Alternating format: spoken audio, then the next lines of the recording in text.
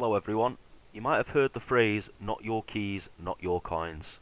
Allow me to explain what this means and the importance of owning your crypto assets. I will be using Binance Exchange and TrustWallet as means of this demonstration. So you've signed up to a centralized exchange. You've deposited your fiat currency and you've exchanged it for the currency that you want to buy and hold, which in our case is going to be BNB. So now what? Well, as you can see, here it lies in your spot wallet. This is a wallet that Binance generates for you and holds in your name. However, what if Binance was to decide that one day they do not want to operate anymore? What happens to all of the coins in this wallet? Well, if you do some digging and research into Bitcoin and crypto exchanges, you will find the Mt. Gox scandal of 2014.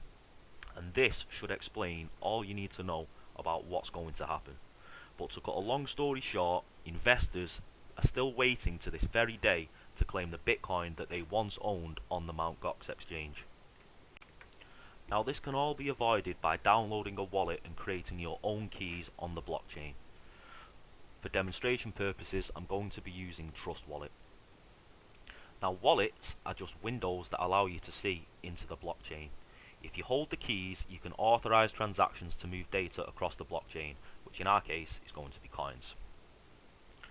Now, when you open a wallet, you'll be required to enter the keys in the correct order to gain access to the wallet. I'm not going to go into detail about all of this now because I'm going to assume you are already past that point and you just want to know how to secure your crypto assets. Now, something also worth noting, the reason I'm using TrustWallet is because it is a multi-coin wallet.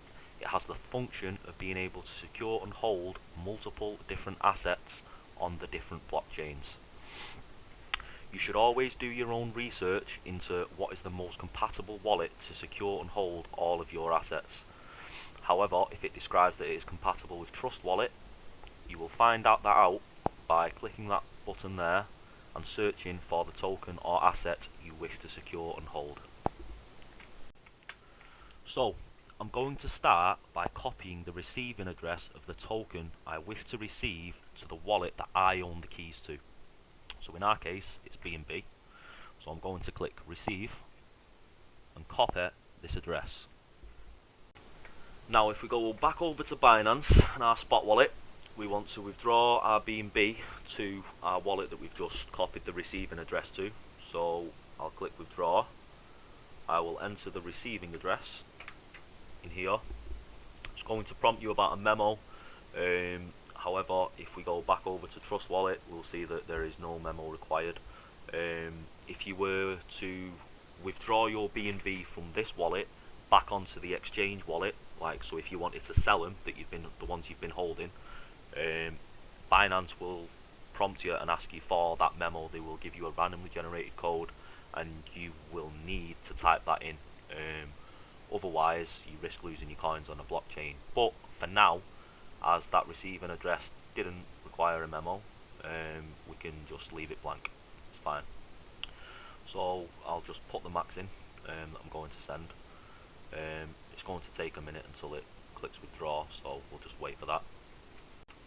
Something else I feel like I need to be touching on is the network. So Binance has already automatically detected that this is the correct network to be sending it on. However, it might not always do that. You should always be doing your own research into which network you want to be sending them along on that blockchain, if you catch my drift. So for example, if we were to be sending it on the BNB smart chain, we'd lose our coins, because we wouldn't have sent it along the correct network and we wouldn't be able to send them back. We'd just lose the coins, they'd be lost along the blockchain. So make sure you are always sending it along the right network. And there we go, it's finally popped up. So you click withdraw.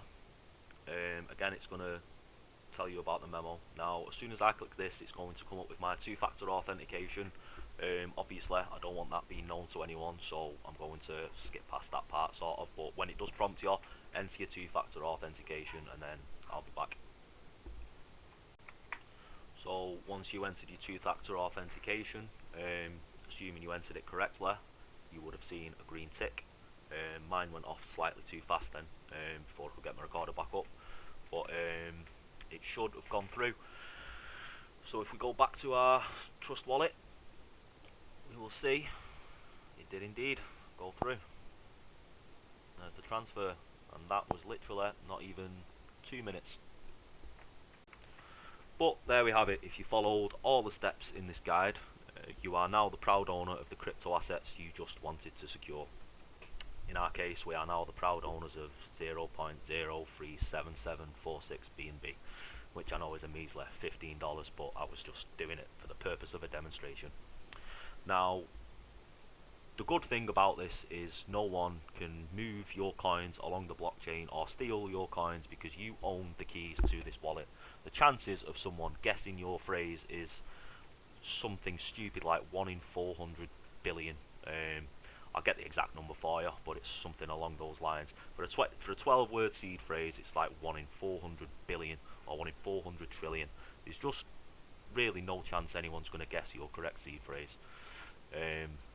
So should your exchange shut down, should the exchange be robbed and all their assets liquidized, all yours are still safe because here they are on to the window of the blockchain that you can see in the palm of your hands. Only you have the keys to do anything with these assets now.